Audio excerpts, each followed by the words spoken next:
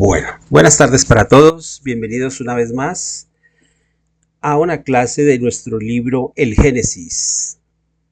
Para el día de hoy vamos a ver, ya después de haber terminado de ver nuestro capítulo número 6 titulado Uranografía General, que se había dividido en 4 partes para que lo pudiéramos abordar a plenitud y que nos quedara bien claro toda esta parte de la astronomía. Básicamente recuerden que uranografía es el sinónimo de astronomía.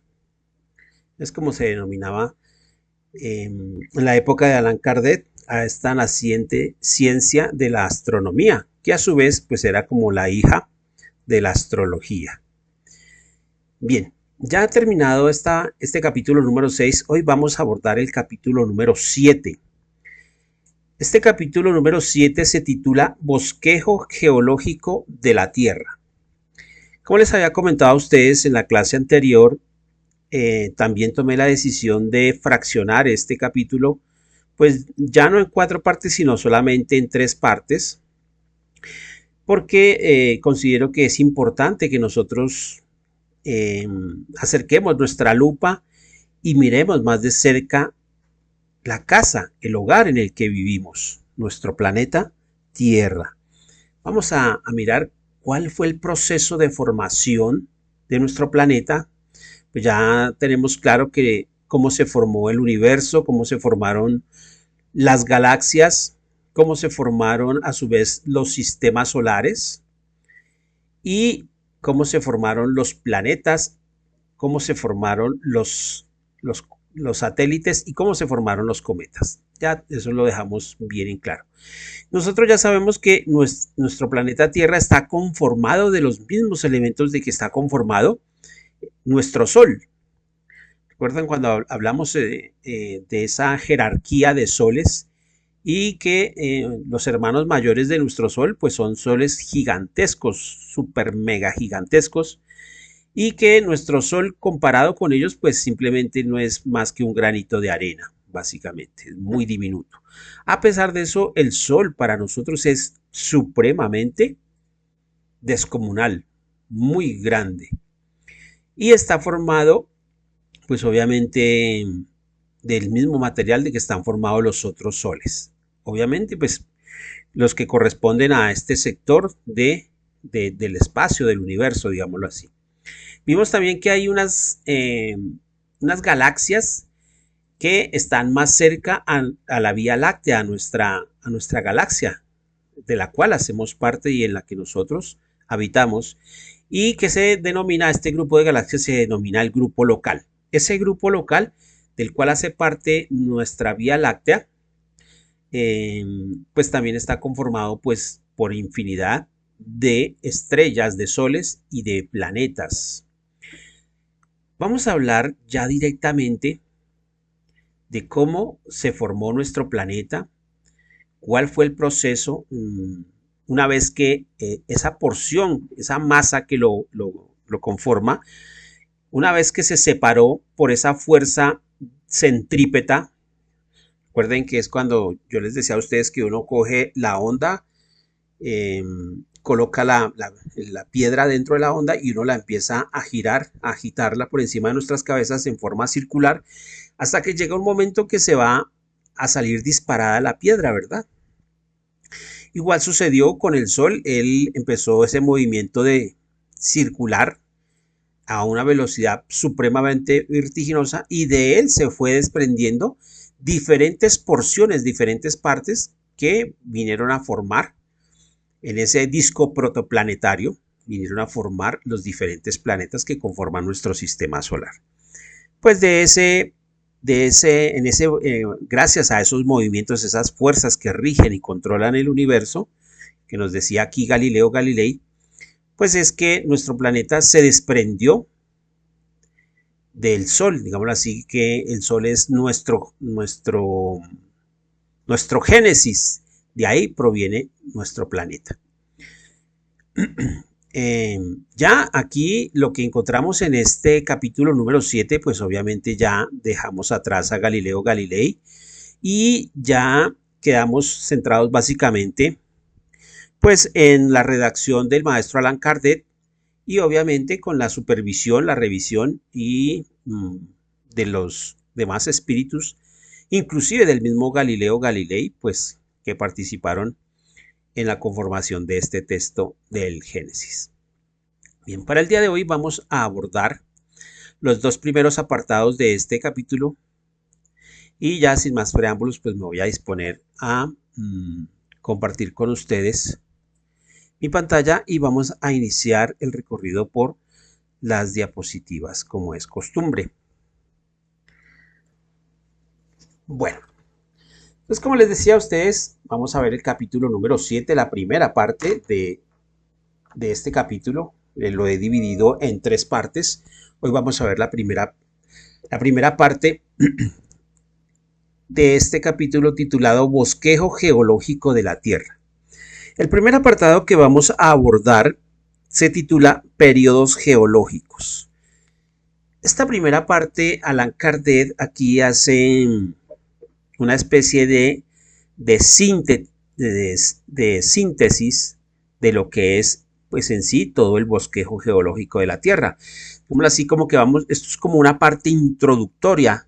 Este primer apartado titulado Periodos Geológicos es una parte introductoria y vamos a ver así a grandes rasgos lo que ya en los otros apartados vamos a profundizar en detalle, es decir, cómo se originó la vida, cuáles fueron las primeras, qué fue lo que sucedió, cómo se formó la atmósfera, cómo se formaron los lagos, cómo se formaron los océanos, qué constitución tiene el planeta.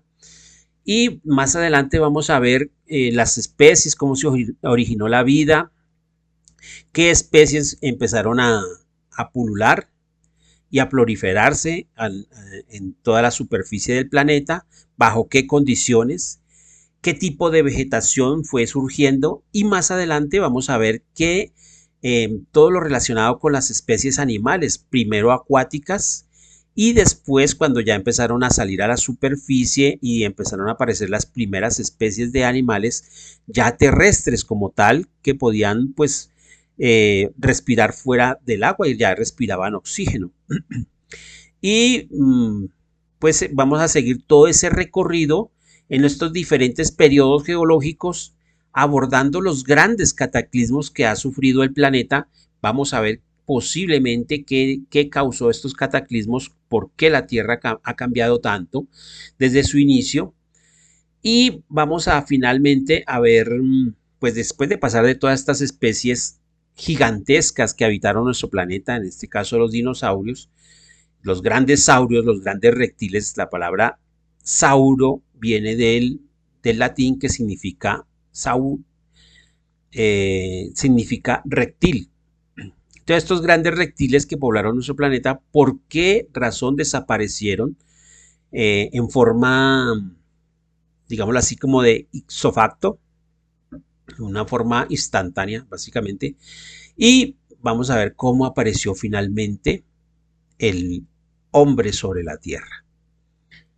Bien, entonces esta primera parte, aquí nos dice, nuestro texto nos dice que la tierra conserva las huellas evidentes de su formación. Obviamente es como cuando un detective entra en una escena del crimen y obviamente empieza a mirar, a observar qué elementos hay allí en esa escena para poder recabar esa información, recopilar esa información y poderla someter a un proceso de análisis y de un proceso deductivo para poder deducir y asimismo a través de esta observación poder explicarse qué fue lo que sucedió. Pues esto es el trabajo que pues básicamente se hace a través de una ciencia que se fue conformando a finales del siglo XVIII y durante el siglo XIX pues tuvo ese auge y esa acogida como una de las ciencias positivas que fue la geología.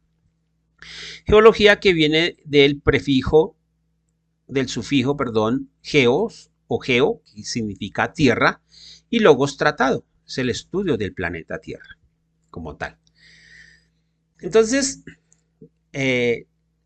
la Tierra conserva, nos dicen aquí que conserva las huellas evidentes de su formación y gracias a esas diferentes capas que han conformado lo que es su corteza, la parte más exterior del planeta, y el estudio y el análisis de esas capas, pues podemos, o se ha podido, el hombre ha podido realizar esa clasificación y darle una organización a ese proceso de formación de nuestro planeta, digámoslo así.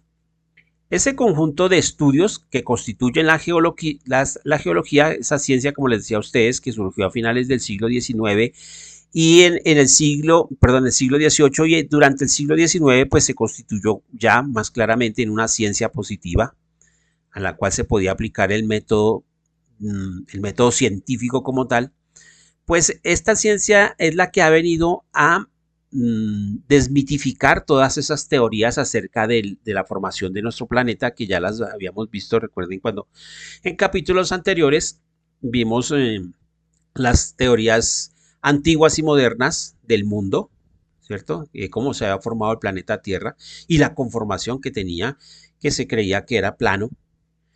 Muchos pensaban que el planeta era una superficie plana, lisa, y cómo pues a medida que el hombre fue obteniendo instrumentos que le permitieron observar y darse cuenta, pues se dio cuenta que pues la Tierra tenía otra conformación. La geología precisamente cumple esa función característica de poder dilucidar y aclarar esa cuestión tan controvertida del origen del mundo y de los mismos seres que la habitan. Por tanto, nos dice aquí Allan Kardec que la geología como ciencia que es no admite hipótesis. Es el resultado riguroso de la observación de los hechos, de estos hallazgos, ¿cierto? Y ante esos hechos, pues obviamente no es permitida ninguna duda, porque están las evidencias ahí y son sometidas a un proceso de clasificación, a un proceso de análisis, un proceso de estudio. Y esto es lo que ha venido a pues a conformar la historia de la formación de nuestro planeta. Y nos dicen aquí que esta historia está escrita en las capas geológicas de una manera tan cierta que pues no hay paso a que pueda emplear allí la imaginación algún papel como tal, y es la naturaleza misma la que viene a ofrecernos, a hablarnos directamente y a ofrecer a la vista del ser humano pues precisamente cómo fue este proceso de formación. Esta imagen que ustedes ven acá en esta diapositiva dice ahí las capas de la Tierra. Más adelante nos vamos a dar cuenta que aquí donde estoy moviendo el cursor, ustedes ven una imagen del planeta Tierra al cual se le ha hecho un corte, se le ha hecho un corte como coger una naranja y diseccionarla, partirla así y sacarle una tajada, una parte, ¿cierto? Nos damos cuenta que tiene capas desde la más interna, aquí donde estoy moviendo el cursor, esta parte blanca, después sigue una parte amarilla y después sigue una parte naranja, rojiza. Esto quiere decir que el planeta Tierra aún todavía está o es una masa incandescente.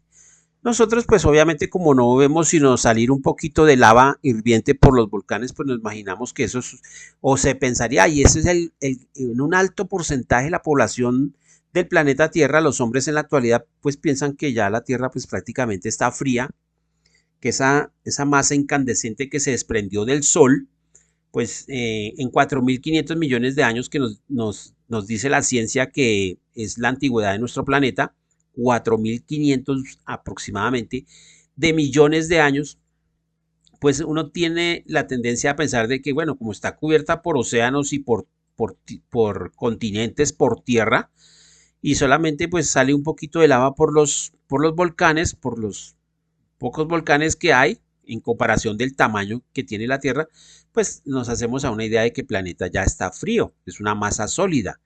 Resulta que no, y más adelante en este estudio nos vamos a dar cuenta qué es lo que sucede y nos vamos a dar cuenta que no es tal cual. Aquí en la parte inferior dice geología, la ciencia que estudia la Tierra. Aquí nos vamos a dar cuenta en esta tajadita que se sacó, aquí hay unos títulos que dice el núcleo interior, que es la parte más el centro, el núcleo de la Tierra. Esa parte amarillita es el núcleo exterior, que no por eso aquí pues deja de ser parte del mismo núcleo. Y vemos lo que se denomina el manto, que es esa parte anaranjada. Eso más adelante lo vamos a estudiar. Y vemos finalmente la corteza y nos vamos a dar cuenta que esa corteza, extrapolándonos nuevamente aquí a la imagen del planeta, ustedes ven aquí, estoy moviendo el cursor, lo delgadita que es la corteza en comparación con el resto del planeta. Pues acá hay, los mismos espíritus y Allan Kardec nos afirman que la corteza es tan delgada como la cáscara más fina de una naranja. Muy, pero muy delgada en comparación con el resto de la constitución o de la masa del planeta como tal. Bien, continuamos.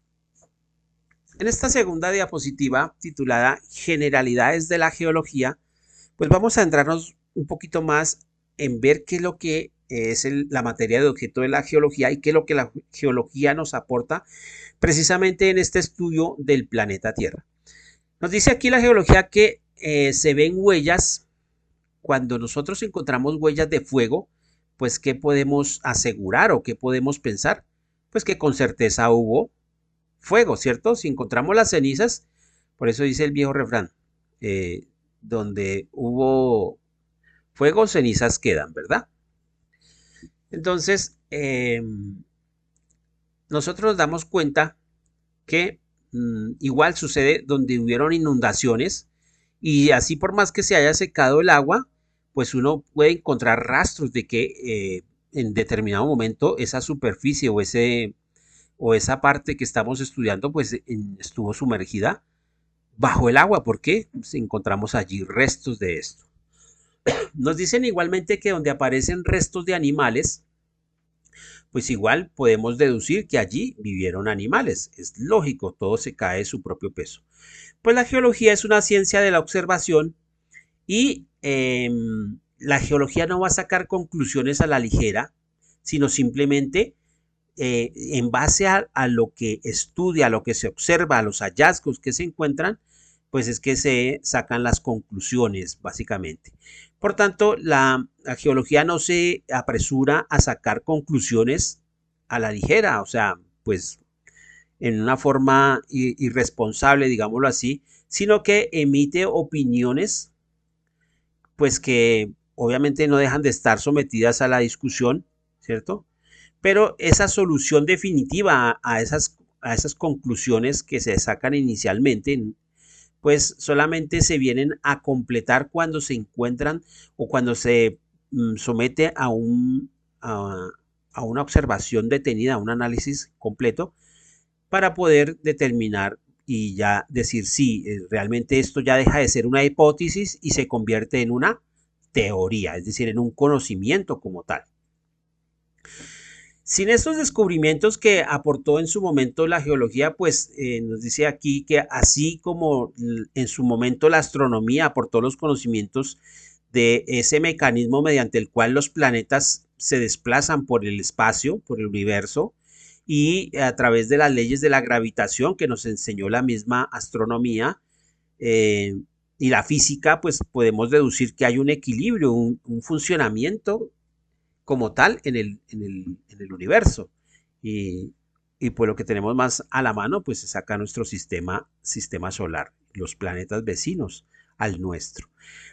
Entonces, así mismo como la astronomía nos hizo ese aporte, pues también la geología hace ese aporte para permitir y comprender el estado de nuestro planeta, cómo funciona nuestro planeta y cómo está conformado, cómo se formó el planeta.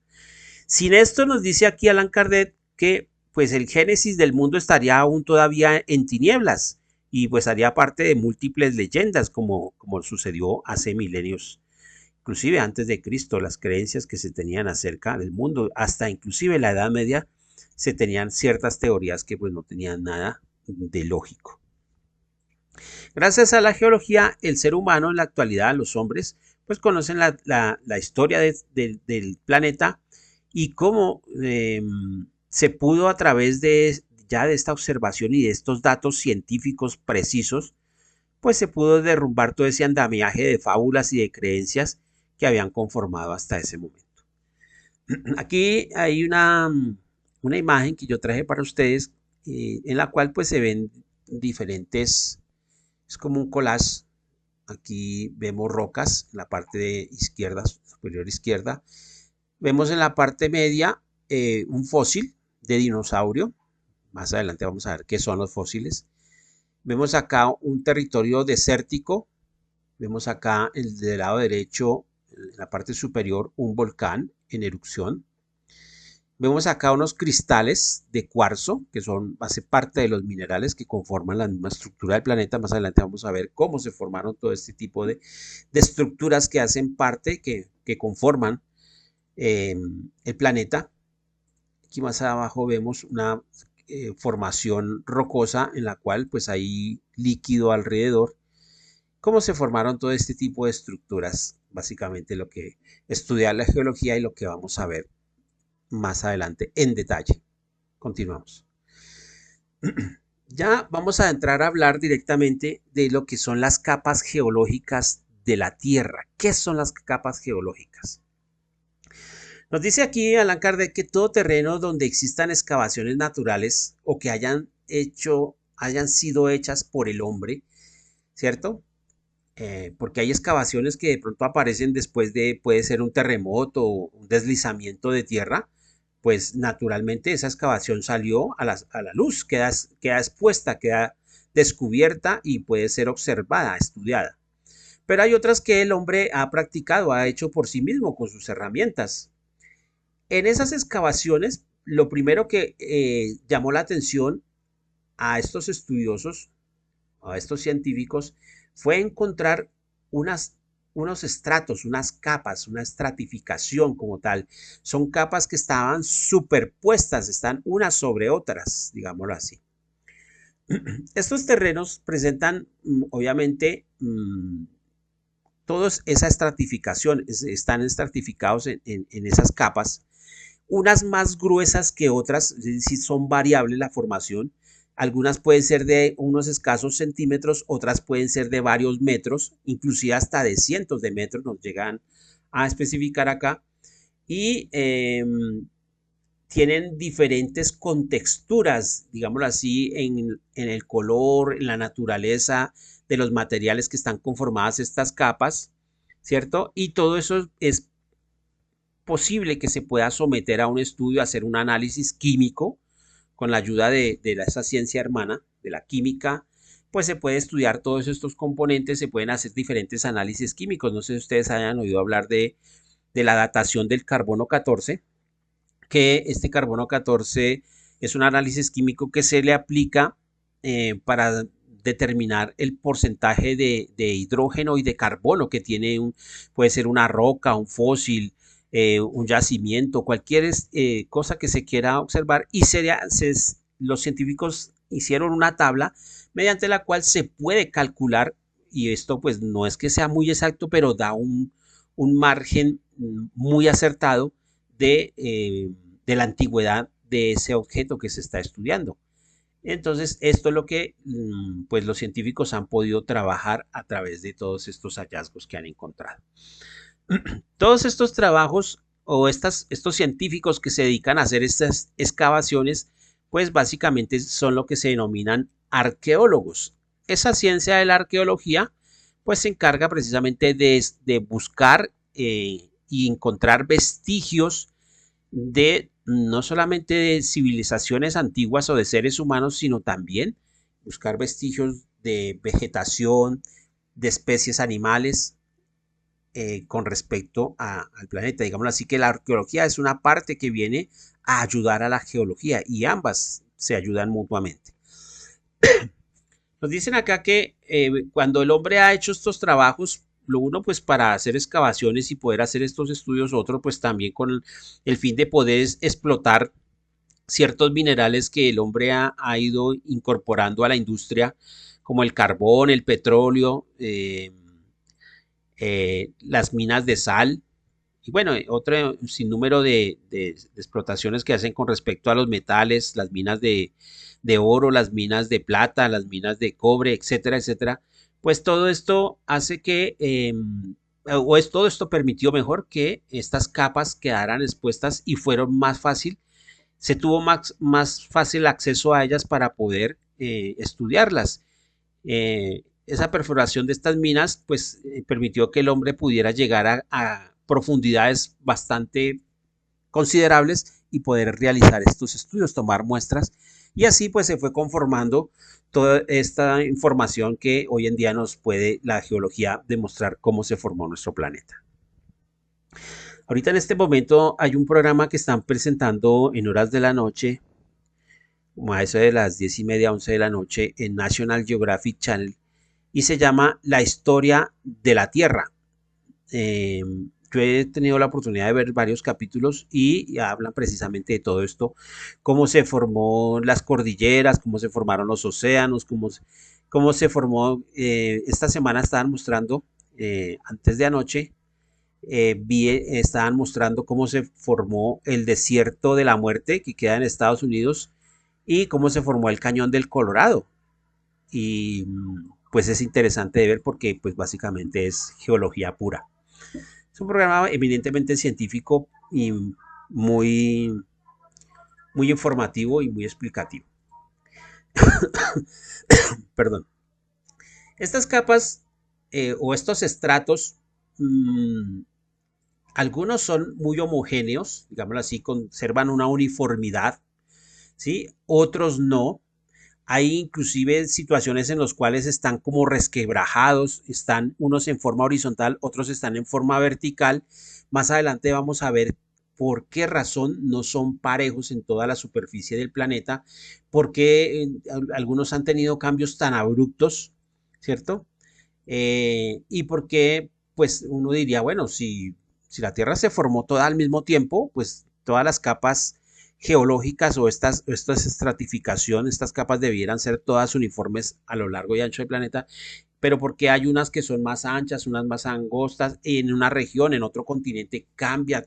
La que era de pronto muy ancha en América, en Europa es muy delgada. Entonces, todo este tipo de situaciones obligaron a los científicos a ir estudiando y recabando esta información y a empezar a armar como una especie de rompecabezas. Todas estas capas nos dicen acá que tienen una línea de demarcación que de todas maneras es visible, se puede observar con claridad porque en base al mismo color, la coloración que tiene ese estrato, lo material que conforma esta capa cambia de un nivel al otro. También cambia su composición química o los materiales de que está conformada cambian totalmente. Entonces, no hay forma de que se pueda decir que, pues, que fue hecho al azar, sino que en todo el planeta se encuentran vestigios cuando son fenómenos que han abarcado grandes extensiones del planeta, pues se ve inclusive que pasa de un continente a otro. Y, por ejemplo, cuando más adelante lo vamos a ver cuando hubieron grandes cataclismos y que se incendió grandes, o sea, hubo grandes incendios y quemaron supremamente grandes extensiones de bosques o de vegetación, pues se ve eh, rastros de ese carbón allí metido en estas capas. A pesar de esto, las capas en todo el planeta nunca va a encontrar o que se haya dado el caso de que el científico haga la excavación y encuentren que las capas estén mezcladas, a no ser que el ser humano las haya mezclado por su propia mano, pero que exista algo en el planeta que haya mezclado estas capas, no, ellas no se confunden en sus límites y todas están conformadas, nos dice aquí Allan Kardec, como el prisma del arco iris o los colores o la descomposición de la luz, que se descomponen los mismos colores del arco iris, así como todos hemos visto un arco iris y nos damos cuenta de los colores que lo conforman y que hay como donde termina un color y empieza el otro, entonces se ve como una especie de línea que está allí, no se mezclan en ese punto los dos colores como tal. Eso sucede exactamente con las capas. La razón de que esto sea así, que tenga estas características, pues dice aquí Allan Kardec, pues que pues estas capas fueron formadas en una forma, se fueron generando en una forma sucesiva y fueron depositadas unas capas sobre las otras y en diferentes condiciones y por diferentes motivos Y nos dice aquí también que las más profundas pues se formaron primero. O sea, entre más vamos hacia abajo, la capa que está más abajo es la capa más antigua, es la capa más vieja, digámoslo así, la que se formó primero. Y las que están más superficiales, pues son las más jóvenes, las más que están más cerca en el tiempo, en la línea del tiempo, pues a nosotros, a la actualidad, digámoslo así.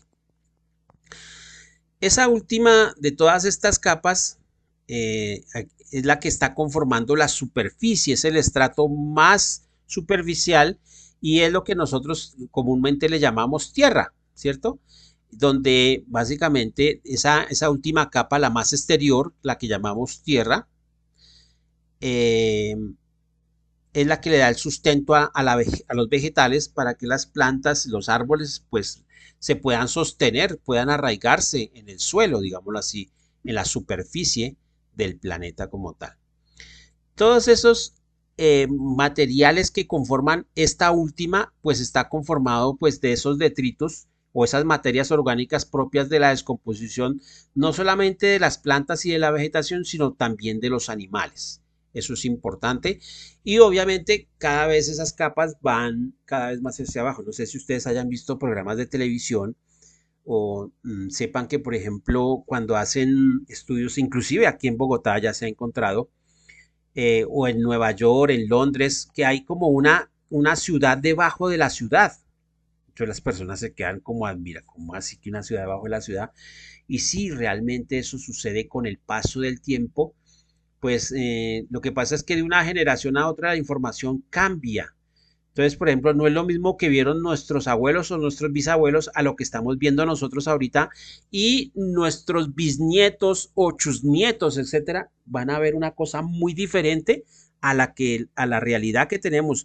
Sin ir muy lejos, por ejemplo, los que han vivido acá en Bogotá de hace unos 30, 40 años o desde su niñez, nos hemos sido testigos del cambio tan abrupto que ha tenido la ciudad de pronto en corto tiempo, ¿cierto? Y imaginémonos a 30, 40 años, qué cambios vendrán después de eso, inclusive ya después de nosotros haber desencarnado. Pues igual sucede en el planeta no está quieto, todo está en constante cambio y cambian las estructuras, cambia todo. Eh, ustedes en su casa se han dado cuenta de pronto que ustedes dejan un mueble sin trabajar en él y a las 3 o 4 semanas ustedes van y pasan el dedo por la superficie del mueble y lo encuentran lleno de polvo, ¿verdad? Y ustedes dicen, pero usted, ¿de dónde salió ese polvo si yo tengo las ventanas cerradas? ¿Cómo así? Así las ventanas estén cerradas, ese polvo se va acumulando porque son partículas que están en el aire que nosotros no las vemos, ¿cierto? Y esas partículas las podemos ver de pronto cuando hay un rayo de luz que incide en una determinada forma y uno ve que hay unas partículas que flotan en el aire, como unas especies de moticas casi que transparentes. O si ponemos una linterna y hay polvo allí alrededor, pues vemos esas partículas, ¿cierto? Si eso sucede en gran escala a nivel de todo el planeta, pues todo eso va acumulando, va cayendo y es lo que va formando las diferentes capas. Esas capas se han formado con el paso de los siglos y el paso de los milenios, básicamente. Esta imagen que ustedes ven acá la escogí precisamente porque nos permite ver las diferentes estratificaciones. Si ustedes dan cuenta aquí, por ejemplo, a nivel del océano, ¿sí? Se ve una capa como más oscura, encima de esa hay otra, va otra y así sucesivamente.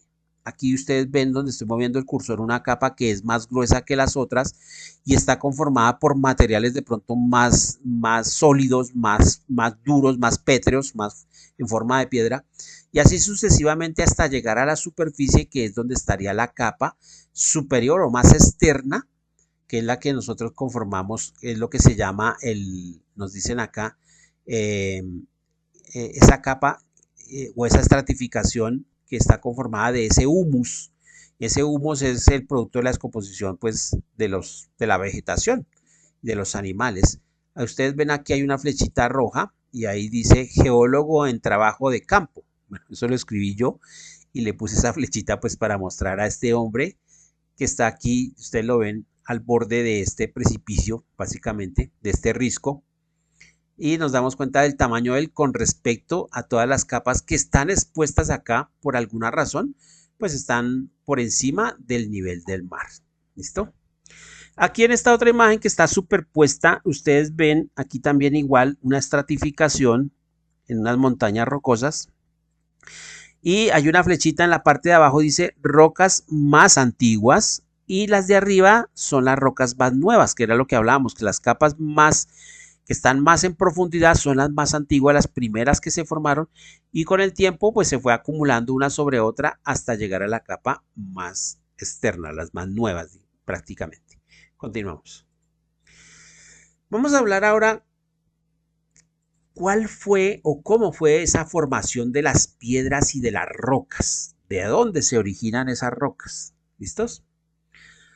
Pues ya sabemos nosotros que la Tierra era una masa incandescente, eso lo vamos a ver ahorita en el siguiente apartado. La Tierra era una masa incandescente recién, una bola, digámoslo así. Imagínense ustedes una masa de barro, de barro hirviendo, de lava completamente, lava hirviendo a miles de grados de temperatura, ¿cierto? Y obviamente a medida que se fue enfriando, pues esa parte más externa se fue endureciendo y es lo que formó como esa costra, esa capa exterior. ¿Listo? Pero obviamente con el tiempo fueron apareciendo unas capas más duras, que es lo que se denomina la parte rocosa. Y vamos a ver qué es eso precisamente. Nos dicen acá que de acuerdo a esos estudios que han hecho los geólogos y los arqueólogos, pues han encontrado que esos estratos inferiores, los que están más abajo, los que están ubicados por debajo de la capa vegetal, ¿cierto? Reciben precisamente ese nombre genérico de rocas. No quiere decir que, ahí nos dicen en el libro que no quiere decir que estén conformados básicamente de roca caliza, ¿no? O de granito, de piedra, sino que pues son estructuras de diferentes materiales, pero que los geólogos lo denominan capa rocosa. ¿Listo? Se utiliza ese nombre genérico como tal. Obviamente también están conformados algunas de estas estructuras como piedras, como rocas como tal, granito, mármol, etcétera, son diferentes rocas, de diferente constitución, que están conformando esta capa rocosa. Nos dicen también acá que de acuerdo a esto, también pueden estar formadas, esta capa rocosa puede estar formada no solamente por piedras, por roca caliza, o sea, formada de cal como tal, sino que también puede estar formada por arena, por arcilla, ¿cierto? Todos conocemos la arcilla, que ustedes, no sé si recuerden o hayan visto las canchas de tejo que están formadas por lo que llamamos acá en nuestro medio greda.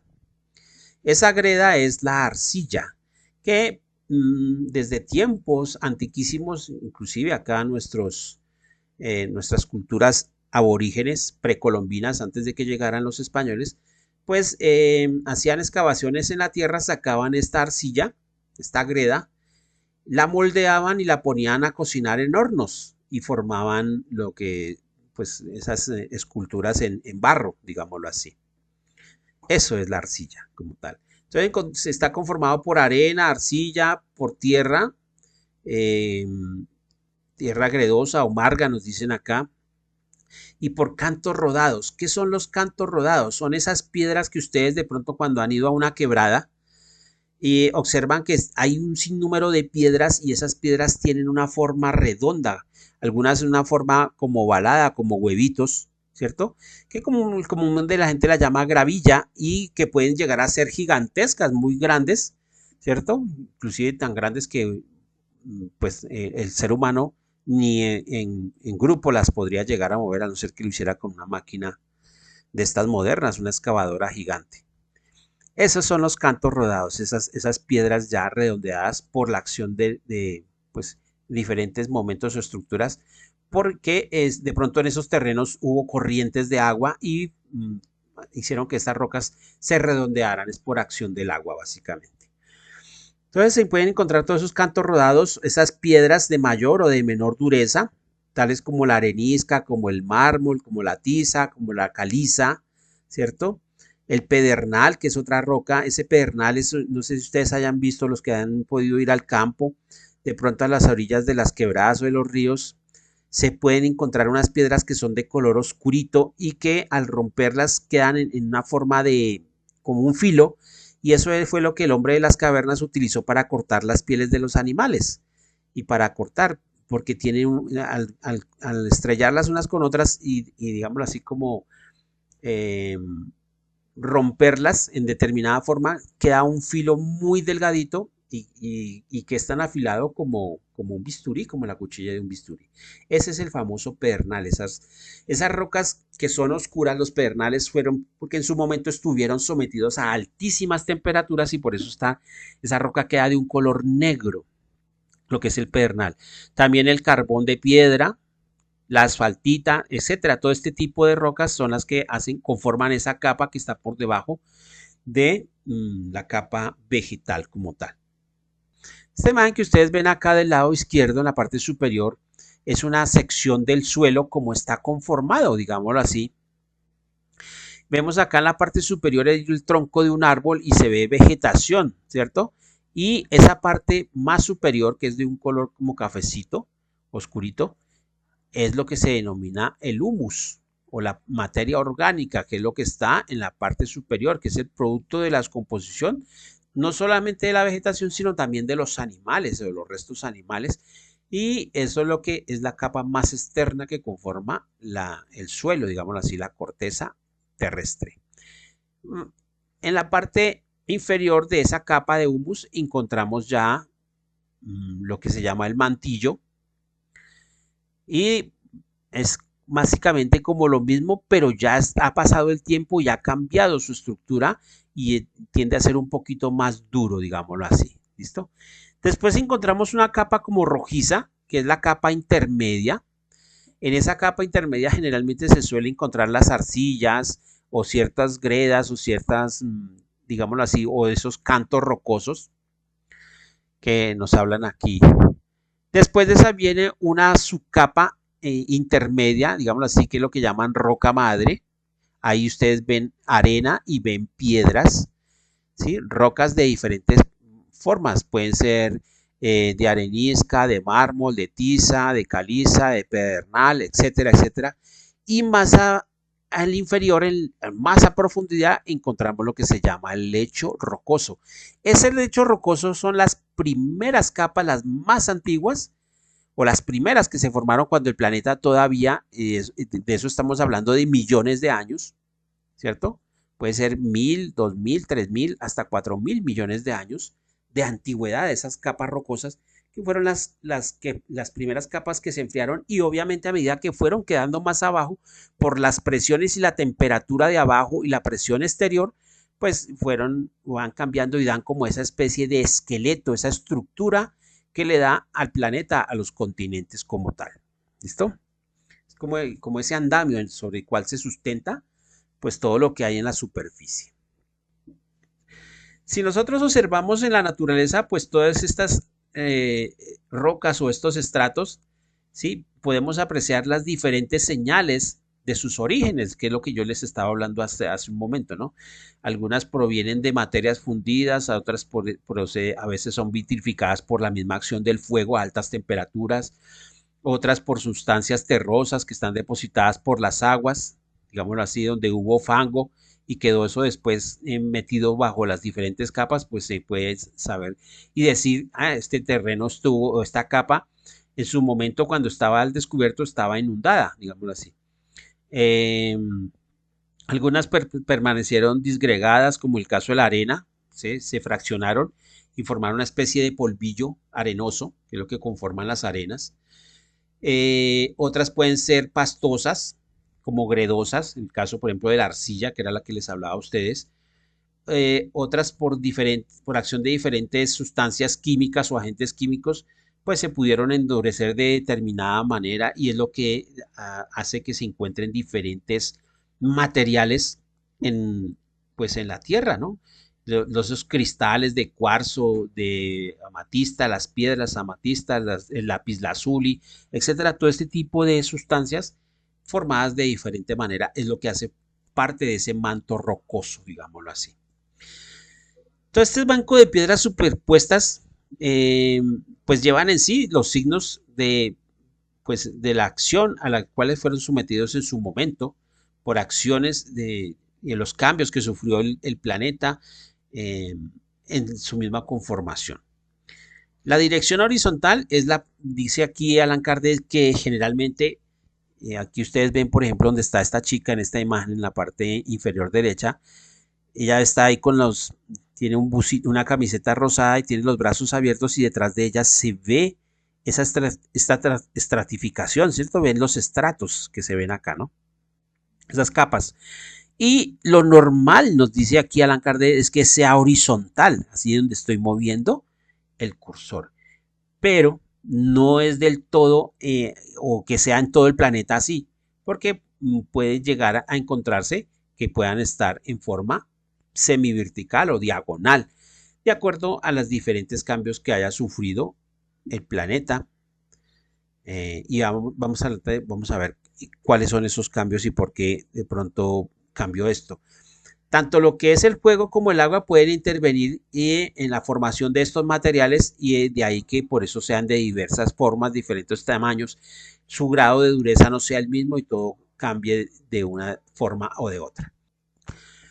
Bien, estas imágenes que aquí ustedes ven del lado derecho, por ejemplo, es otro ejemplo también de esta estratificación que ustedes ven. Aquí vemos en la parte superior el humus, ¿cierto? Que esto es el producto de hace 30, 40 años, ¿cierto? Si vamos más hacia abajo, podríamos decir esto ya es de unos 80 años, 100 años, que se corresponde con esta parte del mantillo. Ustedes, aquí estamos, esto es un dibujo, un diagrama pintado, pero esto es ya lo que se ve al hacer una excavación, o esto es una excavación, un deslizamiento de tierra y dejó al descubierto estas capas. Esto es lo que ha permitido al ser humano poder estudiar el planeta Tierra. Aquí vemos también en la parte inferior derecha el mismo ejemplo que yo les decía y se ven las capas, las diferentes capas. Obviamente aquí hay una inundación en la parte y hay un deslizamiento, a consecuencia puede ser de estas mismas inundaciones y quedó expuesto este terreno. Acá donde está la chica también se ve el mismo fenómeno y nos damos cuenta que son diferentes colores, e inclusive las capas pueden cambiar de tamaño, como nos decían, de algunos centímetros a varios metros, pero esa es la conformación que vamos a encontrar en todos los 5 continentes.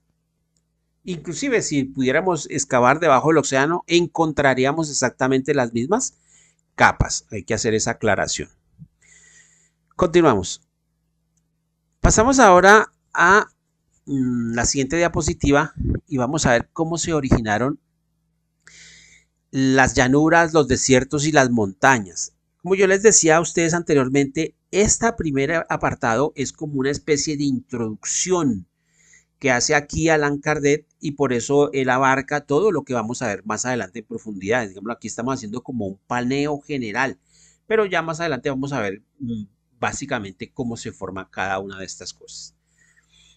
Nos dice aquí Allan Kardec que obviamente la geología permitió, partiendo, ya vimos lo que son las capas, esa estratificación, cómo están conformadas, las diferentes estructuras que se pueden encontrar al hacer una excavación, ¿cierto?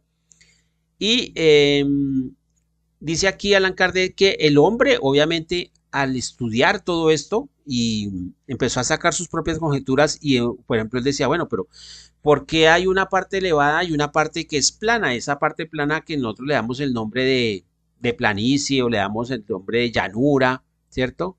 O de valle, le podemos decir, es un valle, una zona, un territorio plano, ese territorio llano como tal, ¿cierto? Nos damos cuenta que esos territorios que conforman esa parte plana, pues en ese proceso de enfriamiento hubieron cambios, eso los vamos a estudiar más adelante, pero aquí pues es como una especie de adelanto. Esos territorios que dice aquí Allan Kardec que son supremamente llanos, planos como si hubieran sido nivelados por una mano invisible o una mano gigantesca que los hubiera afinado. nos hubiera dejado así totalmente plana como si le hubieran pasado un rodillo.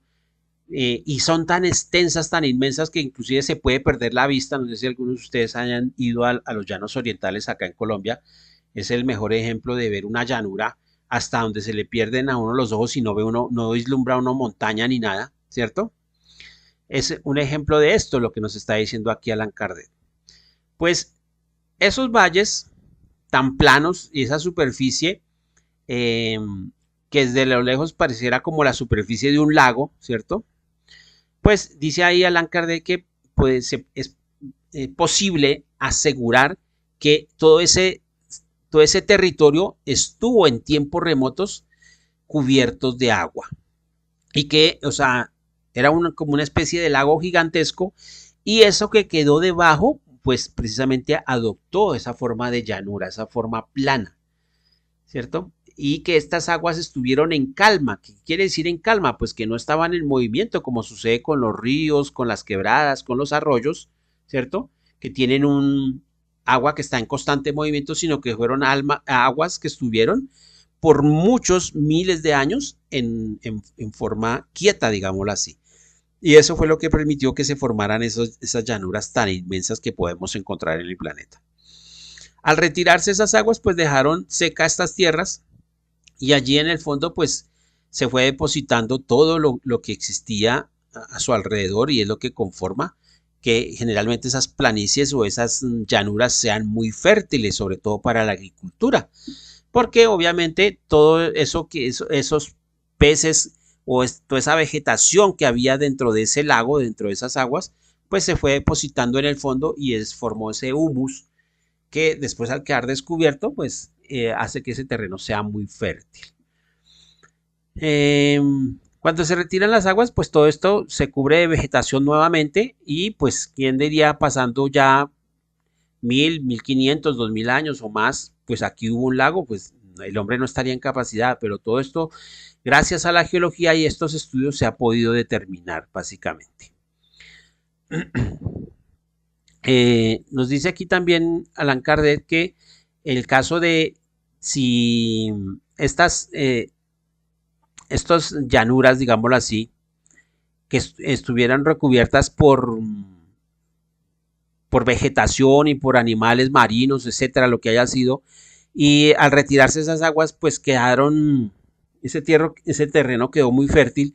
Uno podría decir, bueno, entonces, ¿qué sucede con los desiertos? Porque el desierto también en general es muy plano, ¿cierto? Pero entonces está conformado de una forma muy diferente. ¿Qué pasaría allí? Entonces, aquí la explicación que nos dan es que, por ejemplo, si en vez de ser esas tierras limosas, arcillosas y margosas, ¿cierto? Con propensión a asimilar ciertos principios nutritivos, que es lo que hace que después esas tierras sean muy fértiles. Si esas aguas hubiesen estado depositadas por arenas, por silicias, sin ninguna especie de agregación ni nada, ni de vegetación, pues obviamente al retirarse las aguas, pues queda un territorio completamente arenoso, completamente árido, y es lo que construye hoy en día básicamente esos terrenos desérticos que tenemos en el planeta, como es el desierto del Sahara o el desierto de Mongolia. Aquí nosotros tenemos también varios desiertos en nuestra geografía nacional, por ejemplo, el desierto de la Tatacoa. Bueno, hay muchos ejemplos. El desierto de Atacama, perdón, en Chile, entre Chile y Bolivia. Y hay muchos, el desierto del Colorado, que llaman también el Valle de la Muerte. En Arizona también hay otro desierto. Y así en varias partes del planeta encontramos regiones desérticas. Nos dice aquí Allan Kardec que esa horizontalidad de estas placas o de estas capas o de esta estratificación del suelo, obviamente es la forma clásica, pero a veces se pueden presentar que hay variaciones en las cuales las capas están onduladas o pueden estar resquebrajadas o en su defecto pueden estar en una forma vertical, digámoslo así. Se puede encontrar cierta parte del tejido que está en forma casi que vertical, pero está conformado como si alguien hubiera partido ese terreno que era plano y lo hubiera dejado roto, lo hubiera partido como a la mitad. digámoslo así.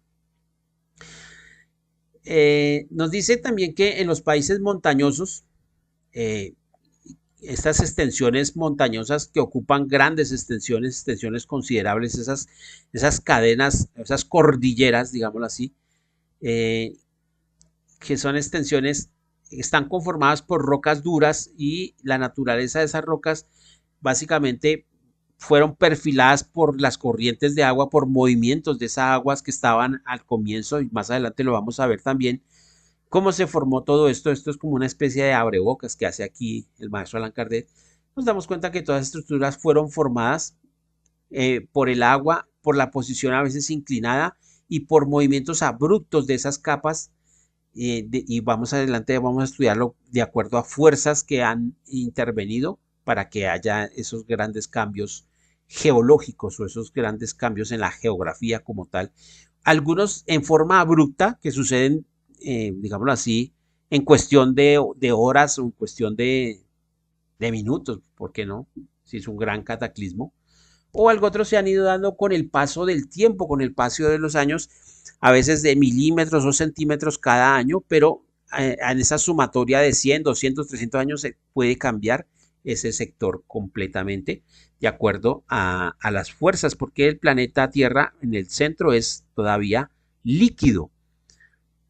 Entonces solamente está cubierto por esa corteza que ya vimos es como una cascarita de naranja muy delgada, la parte más externa como tal. ¿Listo? Entonces, todas estas circunstancias en cuanto a los movimientos de agua, los movimientos que tiene el mismo planeta, de acuerdo a los cambios climáticos, a toda la conformación y a su estructura interna de esos cambios, hacen que pues todo vaya cambiando y por eso no hay una uniformidad en esta estratificación como tal. Entonces algunas estructuras que fueron perfectamente horizontales, pues después pudieron cambiar y volverse diagonales o verticales, inclusive con el transcurrir de muchos siglos. Las partes donde habían aguas tranquilas, de pronto hubo un cambio climático y se secaron, por ejemplo, o de pronto fueron desviadas o salidas por un torrente y vaciada esa llanura como tal. Y eso es lo que a eso se debe, pues todos estos cambios, como si el terreno hubiera sido sacudido o el suelo hubiera sido sacudido, dislocado por una fuerza bastante, si no general, al menos parcial, pero muy grande. Y vamos a ver más adelante que todas esas fuerzas fue lo que en su momento determinaron para que hubiera un diluvio que en gran parte fue casi que universal, cubrió gran parte del planeta. Y otras inundaciones que han sido pues diluvios, pero no a nivel del planeta, pero sí de pronto gran parte de algún territorio, continente o medio continente como tal. Esta imagen que ustedes ven acá en la parte superior dice estructuras geológicas y los científicos han encontrado, que es lo que estábamos hablando ahorita, las formas como estas capas se pueden ver cambiadas. Si usted aquí en la parte inicial miran, se ve la horizontalidad en las capas, pero hubo una ruptura, una fractura, puede ser a consecuencia de un sismo, un gran terremoto gigantesco, y fraccionó esas capas, digámoslo así, la rompió, una fractura como tal. Entonces, estas capas se denominan diaclasas, que son fracturas en las rocas sin desplazamiento, o sea, se fracturó, pero nada más, queda esa grieta como tal. Y hay partes donde han encontrado grietas que pues van y miran y son de cientos de metros de profundidad. Aquí encontramos otro ejemplo de esto y es, por ejemplo, el caso de los deslizamientos o desplazamientos, que son lo que se denominan fallas, que son fracturas en las rocas con un desplazamiento como tal de una porción gigantesca. Entonces, cuando las personas llegan, los científicos han llegado aquí, por ejemplo, y ven que hay vegetación arriba y vegetación aquí abajo, y dicen, pero ¿qué pasó acá? No se pueden explicar. Obviamente, ya a medida que se ha ido estudiando el comportamiento del planeta y se ha aceptado que en el interior del planeta es todavía líquido, es una masa todavía incandescente, pues esa corteza, a pesar de que lleva miles de años, cientos de miles de años o millones de años en proceso de irse enfriando, irse secando, Lo que se ha enfriado realmente es muy poco, es muy poquito, muy delgadito, aunque para el tamaño que tenemos nosotros los seres humanos nos parece gigantesco. Pero vamos a darnos cuenta ahorita más adelante que no es así. Esta otra imagen que encontramos acá se denomina pliegues y esto es lo que básicamente ha hecho que se formen las cordilleras, las montañas y aquí es donde pueden encontrarse lo que yo les decía a ustedes, donde estoy moviendo el cursor, que estos estratos están en una forma diagonal o casi que vertical. Entonces al comienzo a los científicos les costaba trabajo entender qué pasaba ahí, cómo se formaba esto, pero a medida que se ha ido reuniendo todos estos datos, se ha ido conformando y entendiendo cómo se formaron las montañas, cómo se formaron los valles, cómo se formaron los desiertos. Aquí en la parte inferior tenemos dos ejemplos. Aquí arriba ven ustedes una llanura fértil con árboles, pastos, hay una ganadería aquí, hay una hacienda, etcétera. Al fondo se ven unas montañas y en la parte superior de las montañas se ve inclusive nieve, ¿no? O sea que esto es un altiplano que queda a gran altura. Y vemos aquí, en la parte inferior vemos un desierto, ¿sí? El desierto del Colorado. Se ven allá al fondo unas estructuras montañosas que ya están muy erosionadas por el tiempo, el sol, el agua y el viento, pues han ido deteriorando todo esto y nos damos cuenta que este terreno es supremamente árido, está conformado por arenas, ¿cierto? Y un terreno muy árido donde pues prácticamente casi que no existe la vida o algunos animales podrán subsistir acá, pero la vegetación es muy pobre y por tanto agua no se encuentra en las cercanías. Eh, Algunas de estas estructuras desérticas están al nivel del mar y algo otras están más abajo del nivel del mar. Ese desierto que en Estados Unidos llaman el desierto de la muerte, lo llaman el desierto de la muerte es porque realmente en kilómetros no se encuentran ningún ser vivo, porque no hay agua ni nada, ningún reptil ni nada, ni insectos, nada, por eso lo llaman el desierto de la muerte. Los estudios que han hecho es que inclusive está en algunas partes llega a 82 metros por debajo del nivel del mar. Entonces, todo esto ha ido permitiendo que el ser humano vaya comprendiendo cómo está conformado el planeta. Continuamos. Pasamos ahora a otro aspecto que aborda aquí el maestro Allan Kardec en el desarrollo de este capítulo y es con respecto a los fósiles y lo que estos fósiles han representado en la geología, en la arqueología y en la paleontología, cómo han ido permitiendo que se vaya armando este rompecabezas y cómo poder entender qué ha sucedido a lo largo de los miles de millones de años en el planeta Tierra. Y uno de esos testimonios muy irrecusable, digámoslo así, que no se puede echar abajo, por más que la gente lo quiera negar, pues están allí las pruebas y son los fósiles. La palabra fósil viene del latín fosa, que quiere decir excavación o hueco, excavación hecha, básicamente eso es fosa, de ahí la palabra fósil. Y es eso, básicamente es una... fósil hace referencia a un hallazgo o un objeto encontrado en un hueco. Eso es lo que se denomina un fósil. Ese hecho característico y que pues reviste gran importancia precisamente para la ciencia es el que pues representan los fósiles. No solamente de restos animales, sino también de restos vegetales. Ha permitido que se haya podido ir entendiendo de acuerdo a la capa en el estrato que se encuentre el fósil, pues se puede determinar fácilmente en qué periodo habitó ese animal, ¿cierto? En qué época del tiempo o en qué periodo geológico existió esa especie de animal que hoy en día pues obviamente está extinta. Y lo mismo sucede con los vegetales, así es como se ha podido determinar que en determinadas épocas geológicas la vegetación era supremamente descomunal, muy grande y se pudo encontrar fósiles que pues han permitido descubrir cuáles eran los grandes reptiles que en su momento poblaron el planeta Tierra. Gracias a esos fósiles y a todos esos estudios, pues hoy en día tenemos toda esta información que se puede encontrar a la mano, digámoslo así. Todos esos restos, no solamente de las partes animal, sino también del vegetal, incluso de las rocas también, pues permite que se pueda estudiar y datar, digámoslo así, la antigüedad de estas capas, y así es como el ser humano ha podido determinar la antigüedad del planeta, datando la parte más, esa estratificación más hacia abajo, entre más profunda. De acuerdo a eso se ha podido determinar la edad del planeta nuestro. Ahora, si nosotros pensamos que ese número increíble de siglos que pasaron y que fueron necesarios para que se endurecieran todas estas capas y esos fósiles que quedaron atrapados en esas capas tuvieran la dureza inclusive tanto de la piedra, ¿cierto?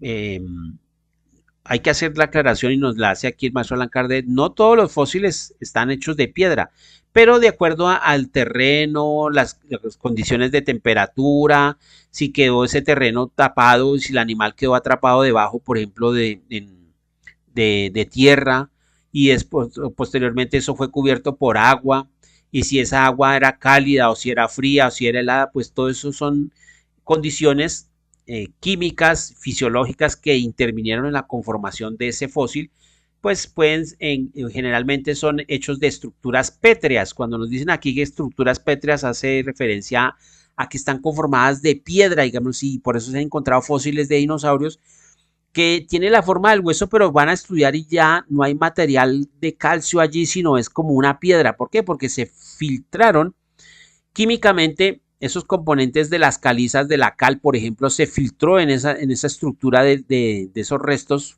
y es lo que le da esa dureza característica y por eso se denominan estructuras pétreas, porque tienen la dureza de la piedra como tal. Algo otros, no es la regla general, pueden ser restos cuando están muy conservados y se puede encontrar el hueso del animal. Por ejemplo, hay un mamut que lo encontraron con una antigüedad de hace unos 10.000 años en las estepas siberianas en el norte de Rusia, y ese mamut lo desenterraron y encontraron que la carne estaba inclusive aún conservada, restos de la piel inclusive, por eso se determinó que los mamuts, los antepasados de los elefantes, eran de piel larga, tenían un pelaje supremamente largo para poder vivir en esas temperaturas heladas o gélidas cerca al Polo Norte, digámoslo así. Entonces, y esos huesos que conformaban ese mamut, pues los científicos los estudiaron y era hueso, hueso como tal. Entonces, todas estas son cosas que la ciencia ha ido descubriendo y el hombre ha ido analizando, y por eso tenemos los datos que hoy en día tenemos. Si ustedes imagínense, si en la época de Allan Kardec ya se podía deducir todo esto con mayor veras, hoy con los adelantos de la ciencia y la tecnología, pues estamos en mayor capacidad de poder estudiar mucho mejor el origen de nuestro planeta y cómo está conformado básicamente.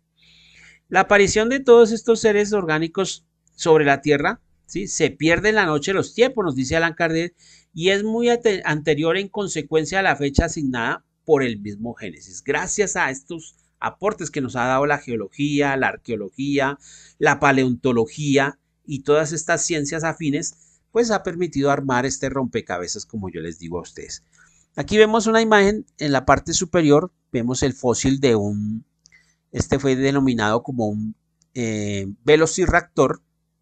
Ustedes le ven aquí en las miembros inferiores, en las extremidades inferiores, un ganchito, que es una uña en forma curva, que él utilizaba como a la manera como hacen hoy en día los gallos. Las aves, algunas aves, en el caso, por ejemplo, la ave doméstica de nosotros, por ejemplo, el gallo, tiene esas espuelas y que las utiliza para la defensa.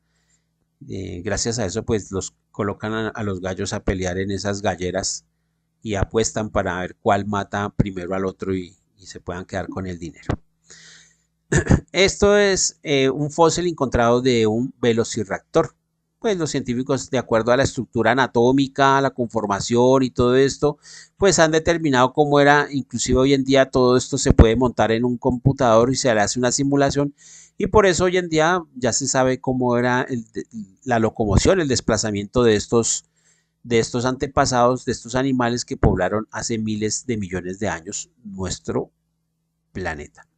Del lado derecho vemos lo que yo les decía a ustedes también, el caso de un fósil esto es de una palmera, ustedes ven, y se ven aquí la ramificación, las ramas, las, la parte externa de las ramas, las hojas de la palmera y el tronco como tal.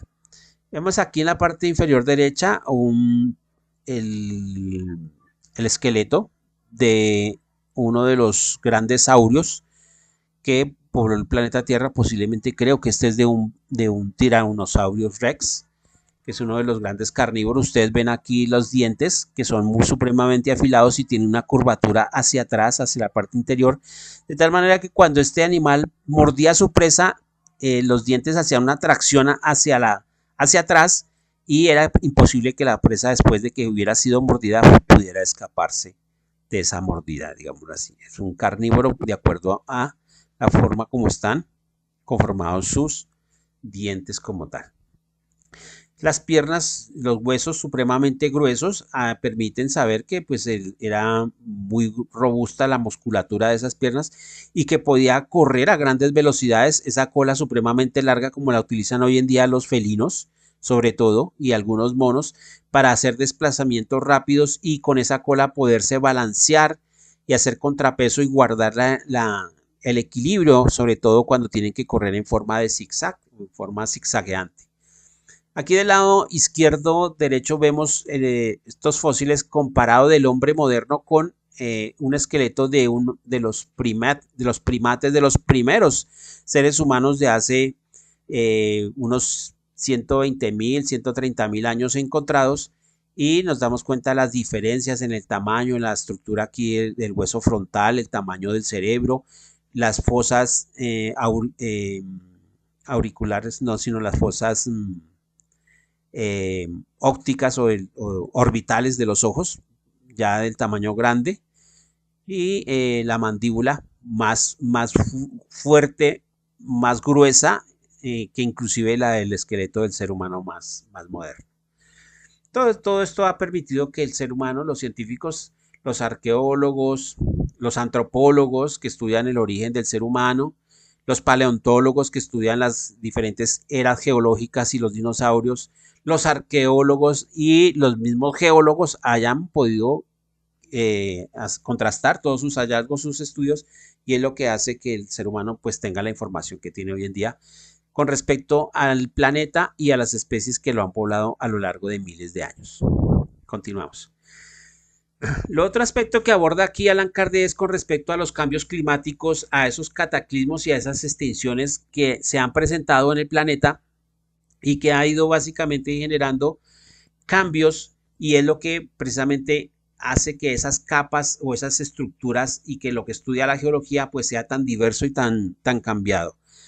Nos dice aquí que esos terrenos, ¿sí?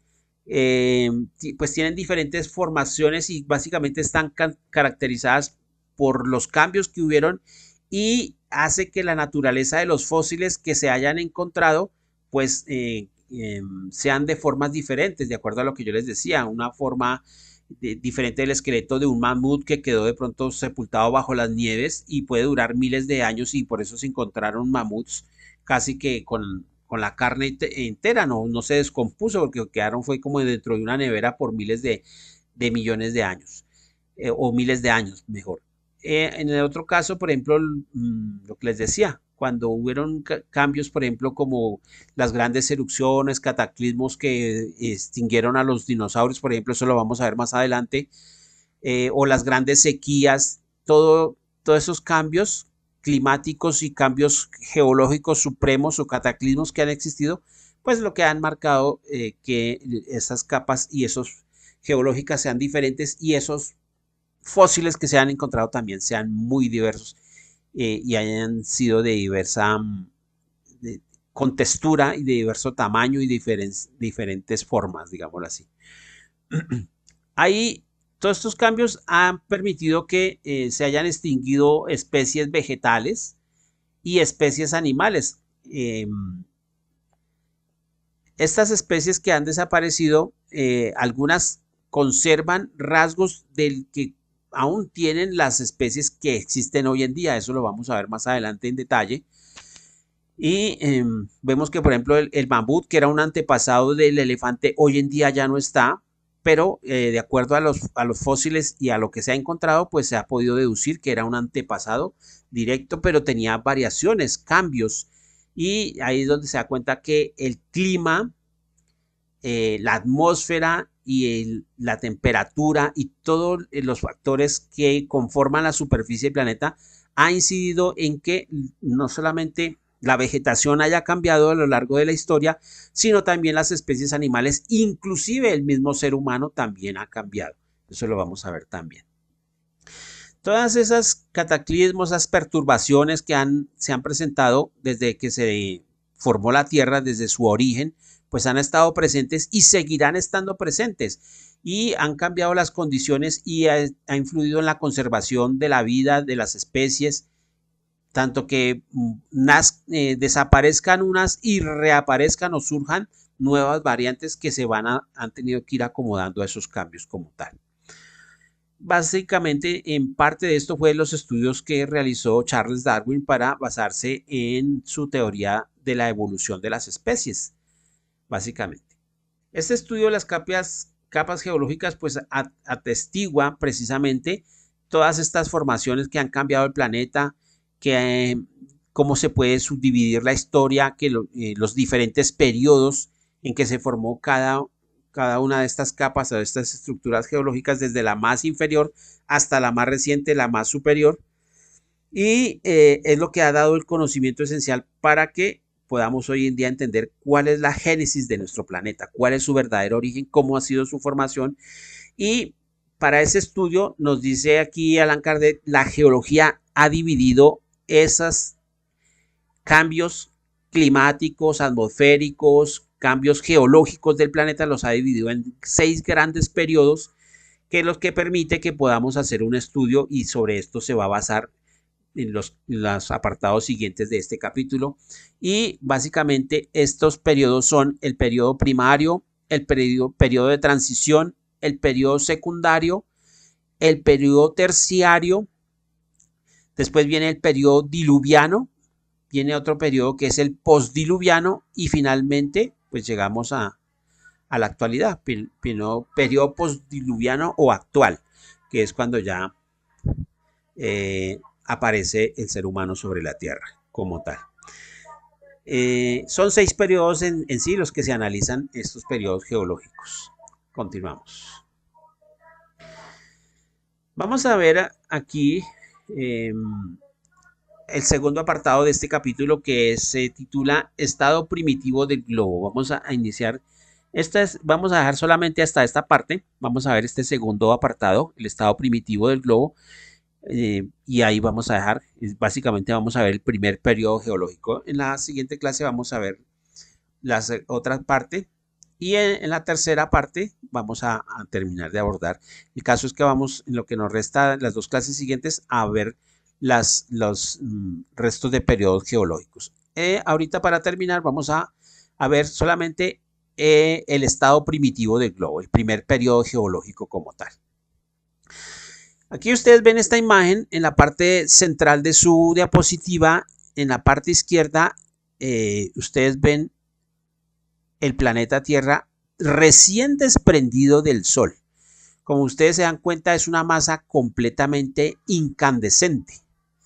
¿Listo? O sea, está a miles de grados de temperatura.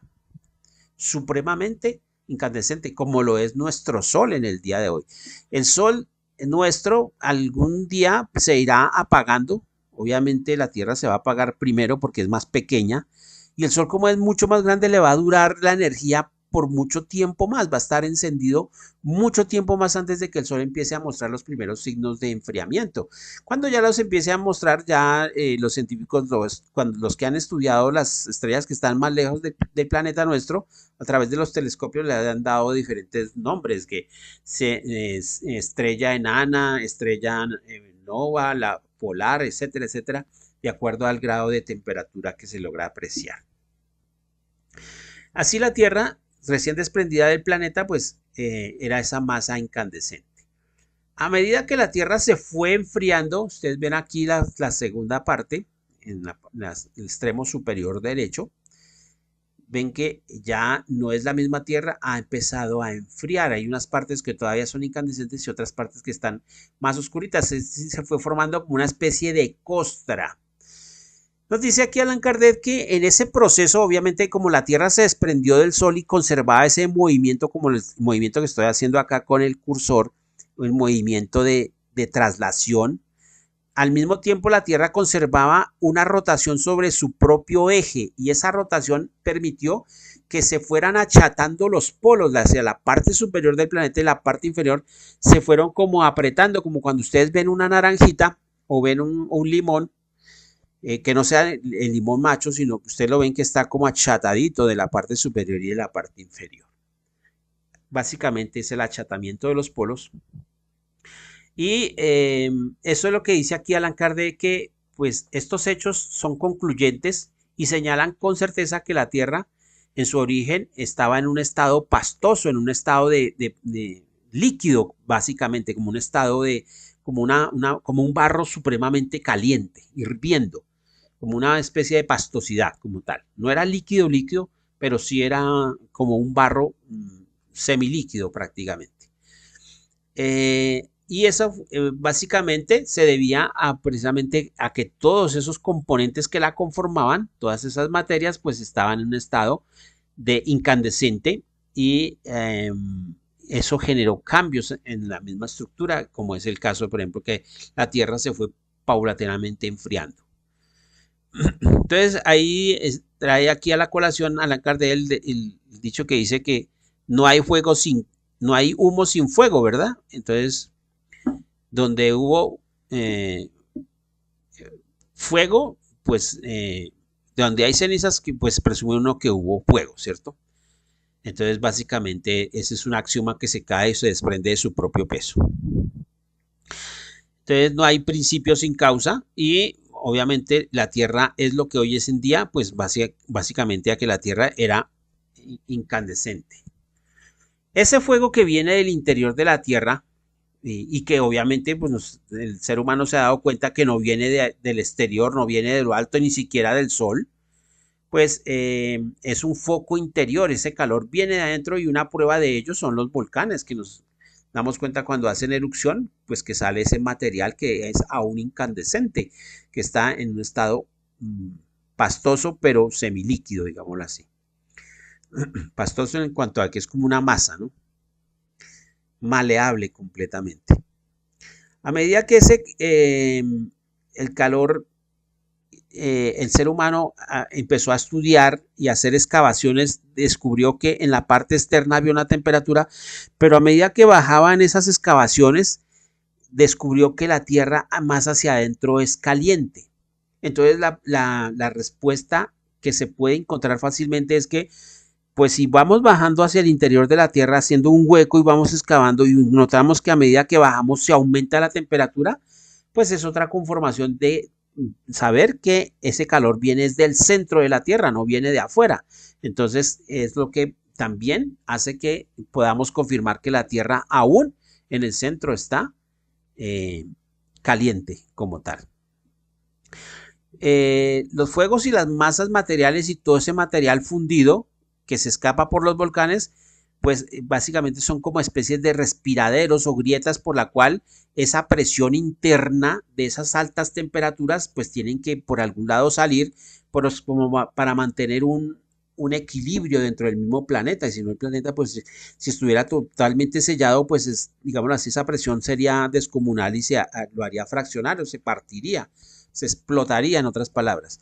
Entonces todas esas grietas que existen y algunas partes en algunos continentes hay grietas, fisuras, hay aguas termales que vienen de la profundidad y esas aguas termales, cuando se dice termales porque son calientes, algunas que son a altas temperaturas, pues es otra confirmación de que la Tierra en el centro está aún incandescente, está caliente. Esa es la confirmación de todo esto. Nos dice Allan Kardec que de acuerdo a lo que el hombre ha podido estudiar en este estudio geológico, a medida que el ser humano hace una excavación y va profundizando, se descubrió que cada 30 metros se aumenta 1 grado a la temperatura, ¿cierto? Eso es lo que se ha podido descubrir en esos grandes fosos, esas grandes excavaciones para la minería, para el petróleo, etcétera, etcétera, que el ser humano ha hecho excavaciones a gran profundidad de, por ejemplo, 200, 300, 400 metros de profundidad. Inclusive hay excavaciones que se han hecho hasta los 500 metros. Se ha comprobado que la temperatura allí ya es muy elevada. Entonces nos dice aquí que esa experiencia demuestra que la temperatura se eleva 1 grado por cada 30 metros que baja hacia abajo, se va excavando, y por tanto se reduce que a una profundidad de 300 metros pues se aumentarán 10 grados centígrados o grados Celsius, como se llaman hoy en día. Y a 3000 metros, ¿cierto? O sea, a 3 kilómetros de profundidad, la temperatura llegaría a 100 grados Celsius o 100 grados centígrados. Esa temperatura, pues es la temperatura del agua en ebullición. Cuando nosotros ponemos la olla en el fogón y el agua empieza a calentarse, cuando llega a los 100 grados, el agua empieza a hervir, ¿cierto? Si nos dicen que si seguimos bajando, ya no a 3 kilómetros, sino a 30 kilómetros, la temperatura sería de 1000 grados centígrados. Dense cuenta, y esto es un hecho porque el ser humano lo ha podido comprobar.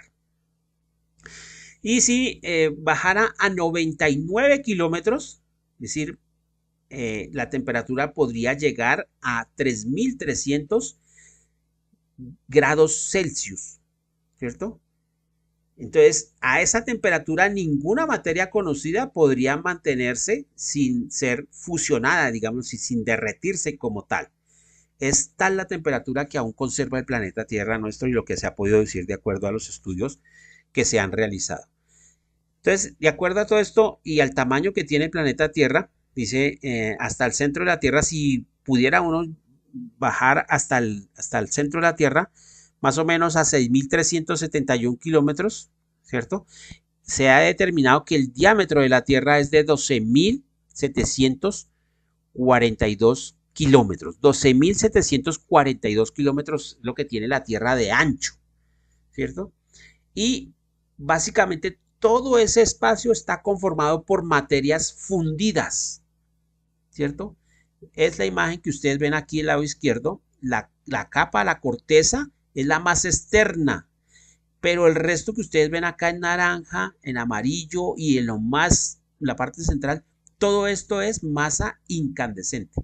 Esa corteza es muy delgadita, como ustedes ven ahí, comparado con toda la masa del planeta. ¿De acuerdo? Así nosotros vemos la Tierra en la parte externa. Hay inclusive es una teoría que ronda por internet de hace unos años hacia acá, una imagen que algún chistoso se le dio por montar una imagen en internet que diría cómo se vería la Tierra sin los océanos, y la hacen como si fuera una naranja que estuviera mordida por varias partes, una naranja no, sino una manzana mordida por varias partes, y resulta que esa no es la imagen verdadera, y más adelante nos vamos a dar cuenta que la Tierra sin los océanos sigue siendo una esfera, no cambia su forma de ser. ¿Por qué? Porque es el tamaño tan grande que inclusive las partes del océano que se han llegado a 6 kilómetros de profundidad, 6.000 metros, es la fosa submarina más profunda. Eso comparado con 12.742 kilómetros, pues no es nada, si nos damos cuenta. Entonces, quitando toda el agua de los océanos, la Tierra sigue siendo una esfera completamente. Continuamos. Bueno, entonces vamos a hablar ya aquí de este proceso de formación de la Tierra y vamos a ver por qué la Tierra, cuando se desprendió del Sol, era una masa incandescente. Y dice que cuando nuestro globo terrestre era una masa incandescente, pues contenía la misma cantidad de átomos que contiene hoy en día. Es decir, con lo mismo que salió del Sol, hoy en día, a pesar de que el ser humano transforme todo lo que transforme, haga aviones, carros, edificios, todo eso, sigue conservando la misma masa nuclear. Estamos hablando de los elementos de la tabla periódica. y todos los seres humanos que han vivido sobre el planeta Tierra, sus cuerpos los han reintegrado al planeta Tierra y sigue conservando su misma masa molecular. Es decir, la masa del planeta Tierra, a pesar de ser incandescente, aún todavía y con de recién creada, pues sigue conservando la misma masa, no ha cambiado en nada. ¿Listo? Esa cantidad de átomos y de moléculas que tenía desde que se desprendió del Sol, aún las mantiene hasta el día de hoy. Eh, a medida que esta elevada temperatura ha ido descendiendo, ha ido bajando, pues fue lo que hizo que se empezara a formar esa costra que yo les mostraba aquí en la diapositiva anterior. Aquí en la parte superior derecha ustedes ven esta parte ya que empieza a enfriarse, pero para que eso sucediera pasaron miles de años, millones de años para que eso sucediera. O sea, ese enfriamiento no fue que en cuestión de horas o de meses o de días o de años, fueron miles de años para que se empezara. Imagínense usted cómo sería la temperatura tan altísima en la que el planeta se encontraba cuando estaba formada por esa masa incandescente. La mayor parte de estas sustancias que componen el planeta, como vimos, pues es lo que ha dado origen a todas, a la Tierra, a las piedras, a los metales, a los cristales y a todo lo habido que hay en el planeta Tierra. A medida que se fue enfriando, todo ese proceso generó que esas diversas materias, las que estaban más al exterior, se fueran transformando, fueron haciendo aleaciones, fueron mezclándose entre sí todos esos elementos de la tabla periódica, eh, el hierro, el carbono, el cobre, el zinc, los metales, con las sales, todos estos tipos de elementos de la tabla periódica se fueron mezclando de diferentes maneras, se fueron mezclando con el aire y todo esto pues básicamente conformó una especie de atmósfera enrarecida de vapores supremamente pesados y fue lo que empezó a transformar la superficie del planeta. Toda esa, allí pues obviamente había entre todos esos elementos de la tabla periódica, había hidrógeno, había oxígeno, por tanto se empezaron a formar moléculas de agua, agua pesada inclusive H2O2 o H2O también, agua como tal, y diferentes mezclas, todo esto se empezó a mezclar con el aire, todas estas materias que eran susceptibles, por ejemplo los gases, el león, el argón, el xenón, el radón, todos estos gases pues empezaron a mezclarse unos con otros y hizo que todos estos materiales fueran susceptibles de volatilizarse, de mantenerse en el espacio. Tanto los metales como el azufre, el carbono y todo esto se hallaba en estado gaseoso y esto fue conformando una atmósfera no como la que nosotros tenemos hoy en día, sino era una atmósfera espesa, una atmósfera densa, cargada de humo, de vapor muy cerrado que no permitía a veces que pasaran ni siquiera los rayos del sol. Era tal la densidad de todos estos vapores a medida que se fue enfriando esa parte más externa y todos estos materiales, estos elementos que estaban en la parte más externa, empezaron a fluctuar unos con otros, a mezclarse y generaron esa atmósfera que no permitía los rayos, que pasaran los rayos del sol. Obviamente ahí es deducible que no podía existir ninguna especie de vida. No existían seres humanos en ese momento en la Tierra porque obviamente no estaban las condiciones adecuadas para que eso sucediera. Todavía era inhabitable como tal. Entonces la superficie del planeta, a medida que fue cambiando, eh, toda esta atmósfera densa, pesada, que no dejaba pasar el sol ni nada, era como una especie de hornilla y como cuando ustedes abren el horno o la estufa de carbón y ustedes ven que está ahí la brasa viva, básicamente, que pues que se mantiene a unas temperaturas y por eso tardó tanto en enfriar, básicamente porque se encerraba el calor gracias a esa atmósfera tan inmensa que tenía. Era una atmósfera abrasadora, una atmósfera intensa y pues dice aquí Allan Kardec que si hubiera existido algún ser que hubiera podido vivir sobre esa superficie ahora estaba empezando a enfriarse, pues no se hubiera dado cuenta que existía el sol porque no se veía rayo de sol por ninguna parte. Esta imagen que ustedes ven acá en el centro, en la parte superior, aquí dice origen de la Tierra. Dice, no podemos decir gran cosa de lo que ocurrió durante los 2 primeros tercios de la historia del planeta, solo que la Tierra que hoy conocemos tiene un aspecto muy distinto del que tenía poco después de su nacimiento, hace unos 4.500 millones de años. Ustedes ven acá en el centro, vemos el Sol, que es la masa más incandescente y la más grande de nuestro sistema solar.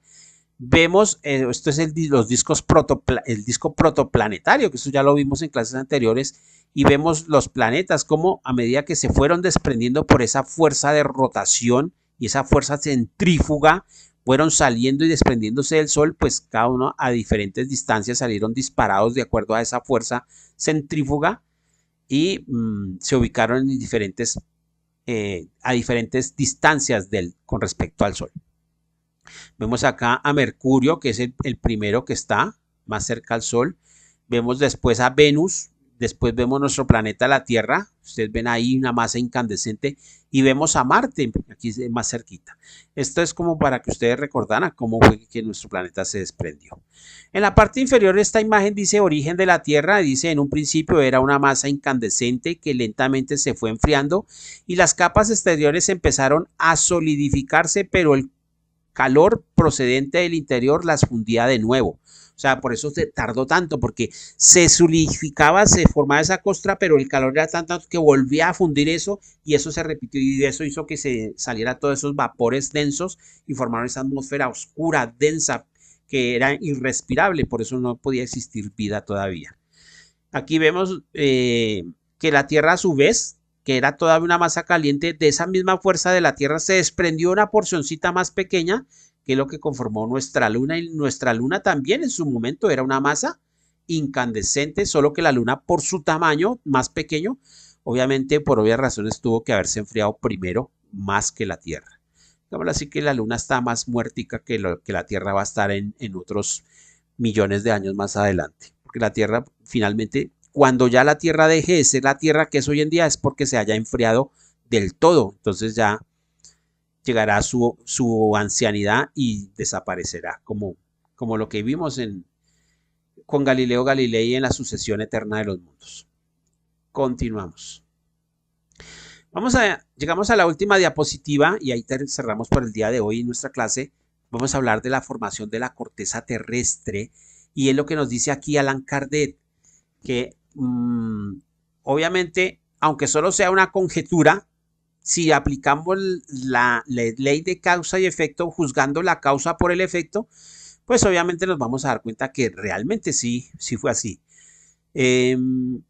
Y pues atando todos estos cabos que estamos analizando, pues dice aquí Allan Kardec que pues todos estos caracteres tienen una gran probabilidad y por eso llegamos a esta conclusión, que la Tierra es aún una masa incandescente que está recubierta por una corteza sólida, cuyo espesor varía en unas partes, varía de 5 a 6 kilómetros, ¿sí? En el caso, por ejemplo, del fondo oceánico, y en la parte de superficie de algunos continentes, esa corteza puede llegar a ser hasta de 70 kilómetros en las zonas montañosas o en los continentes, ¿cierto? O sea que la corteza no es uniforme en todo, esa cáscara no es uniforme en todo. Aquí traje para ustedes esta imagen.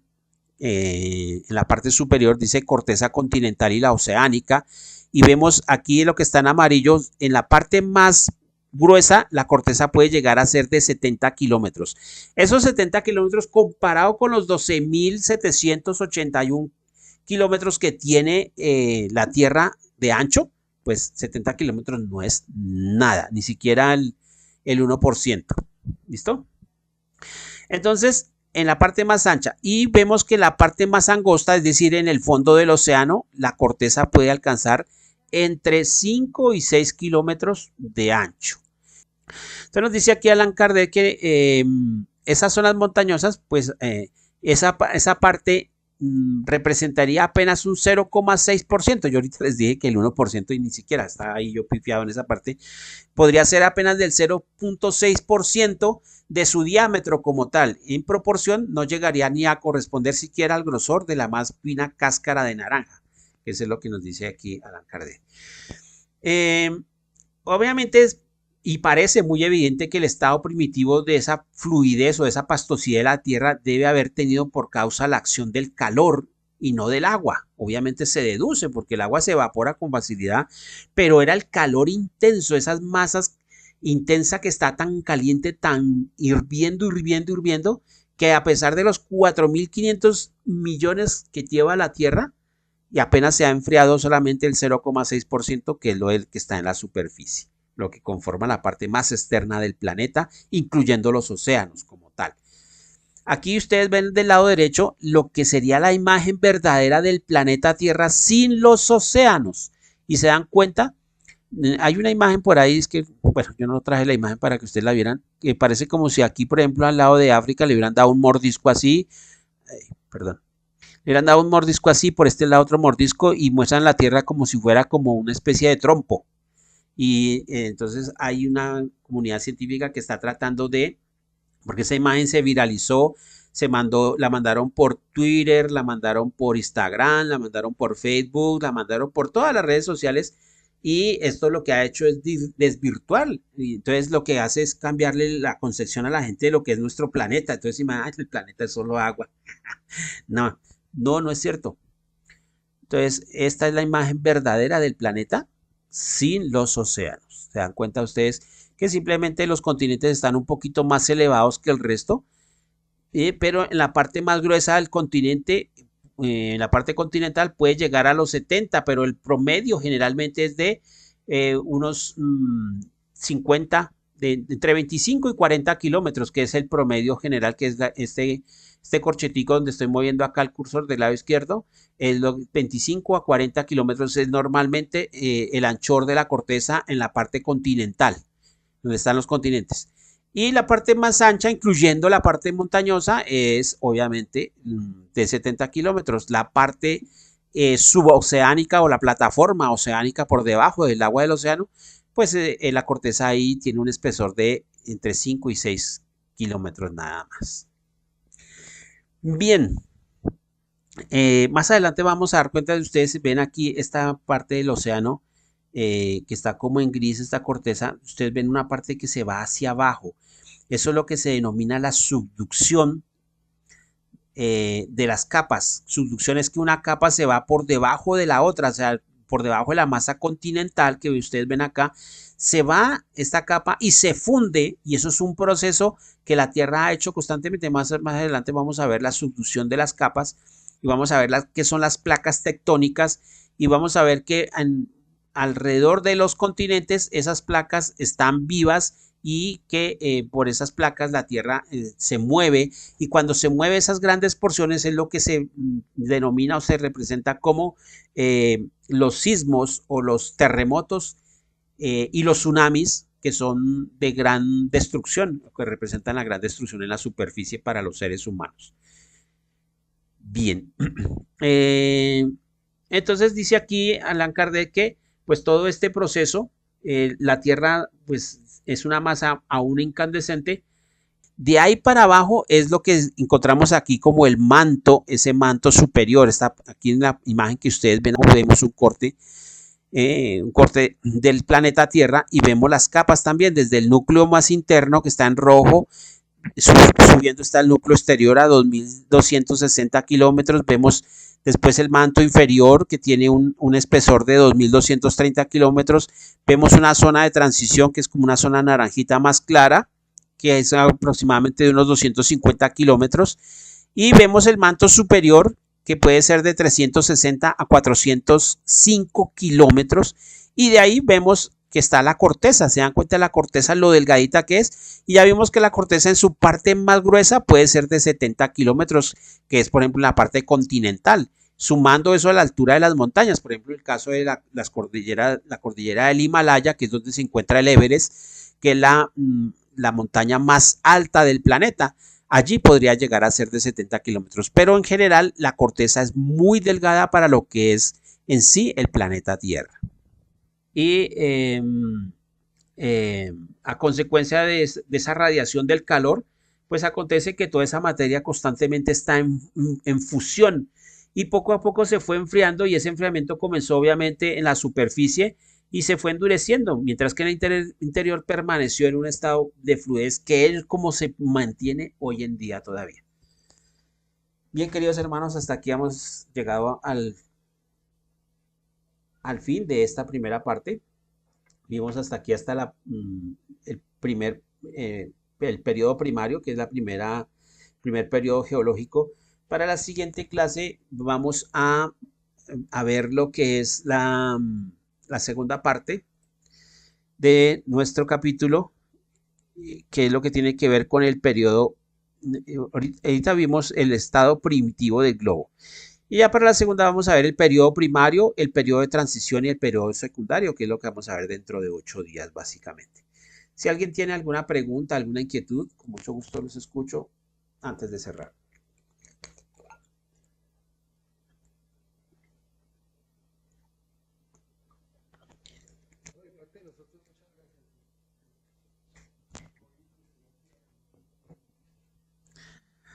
Bueno, pues todo esto está en el libro. Yo lo que hago es esquematizarlo y para que quede un poquito más entendible. Pues obviamente ahí hago también alguna investigación por mi parte. De esta parte de aquí, por ejemplo, lo que tiene que ver con los grados de esto, pues yo voy y corroboro con los datos actuales. El diámetro del planeta había una pequeña discrepancia, estaba como en 12.126 kilómetros, algo así. Pues yo analicé, busqué, obviamente en internet, para encontrar el dato más cercano y actualizado y el dato real que tienen ahorita la comunidad científica es que el diámetro del planeta es de 12.742 kilómetros. Entonces yo lo que hago es encontrar estos datos que están acá en el libro y actualizarlos. O sea, la información que yo les estoy dando a ustedes está completamente actualizada. Esta parte de la temperatura a medida que se va descendiendo o se va excavando y se va profundizando en el suelo, en la corteza terrestre, es así está tal cual. Cada, ahí decía que cada 10 kilómetros, cada 3 metros aumentaba, ¿qué? ¿Cómo es? Cada 30 metros aumenta 1 grado. Y entonces así, pues confirmé que estaba realmente así, que sí, en la época de Allan Kardec, pues tenían el dato muy exacto.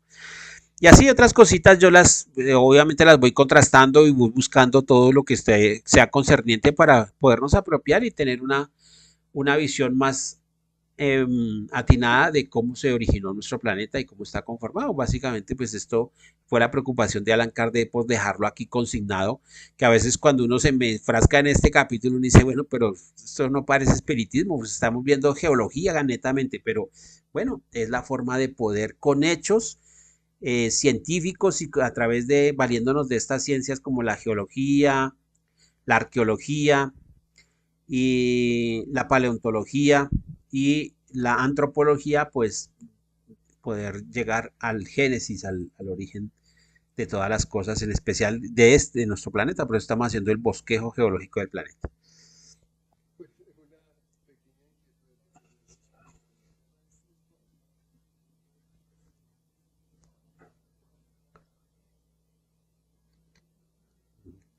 Exactamente, no, o sea, la novela de Julio Verne, Viaje al centro de la Tierra, no, no tiene ninguna no aplicación.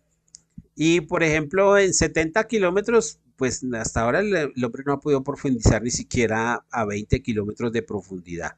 Ha llegado hasta C, que ha llegado a 500, 600, no, pero de ahí no ha podido pasar, además que las condiciones, llevar oxígeno para poder mantenerse a esa profundidad es muy difícil. O sea, no existe nada por ahora que se pueda hacer para hacer eso. Entonces, y además está aquí el dato incontrastable que nos da Allan Kardec y obviamente pues esto bajo la supervisión de los espíritus, porque si créanme que si Alan Kardec hubiera colocado un dato acá errado o esto, pues hubieras recibido inmediatamente la corrección del mundo espiritual, básicamente.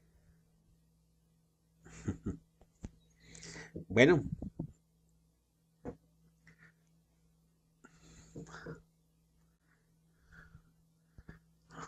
sí, señor, así es. Bueno, queridos hermanos, les doy a todos ustedes las gracias por su tiempo, por su atención. Les deseo un resto de tarde feliz y agradable. Que el Señor los bendiga. Cuídense mucho. Nos vemos en 8 días para ver nuestra segunda parte de este capítulo Bosquejo Geológico del planeta.